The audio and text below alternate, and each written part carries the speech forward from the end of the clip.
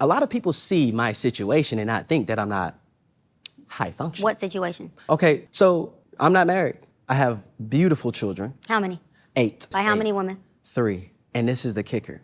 I want more. By multiple women? What's the intent I of this just want then? Or God by to your bring wife? him. I just want God to bring him. Oh, okay. My desire to get married is lower than my fear of divorce. So, as you would say it, Dr. Brian, you said it, I didn't say it, I will agree. I'm just taking my time. You're not taking your time. I am, though. You're being very action-based. You're not taking your time.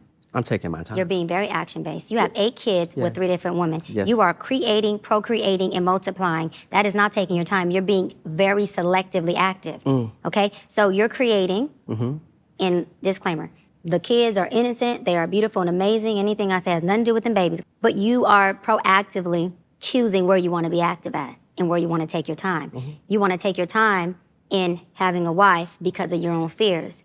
But you will, and I say this with all respect and love, what I'm about to say next, okay, Cam? But you will selfishly create broken families, even if you're in their life and you're a proactive father, and I believe you're an amazing daddy. I can only imagine with just your presence and knowing you. But these families are still broken. Every child cannot have Papa in the house with them. So some child, if not all, will end up with some kind of deficit without daddy being there. Now, you chose to do that. I'm not saying you sat there and woke up one morning and said, I want to be selfish today, so I'm going to go make a baby. Not saying that at all.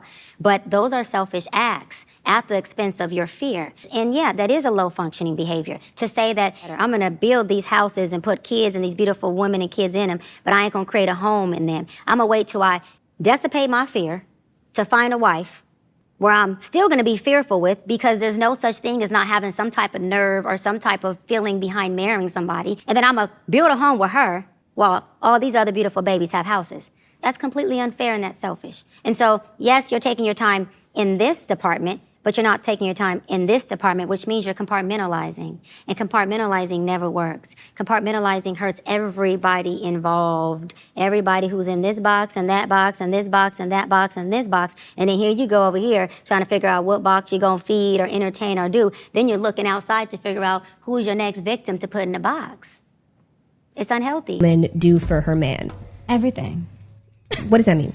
You know, like packing his bag, unpacking his bag, just making sure all the things that he wants. And like, I pretty much read his mind. So it's like, if I know you and I study you, like I know how you are in the morning, I know how you are about midday, I know when you're in this mood, what you need. Like before you can ever ask me for something, I'm already on it.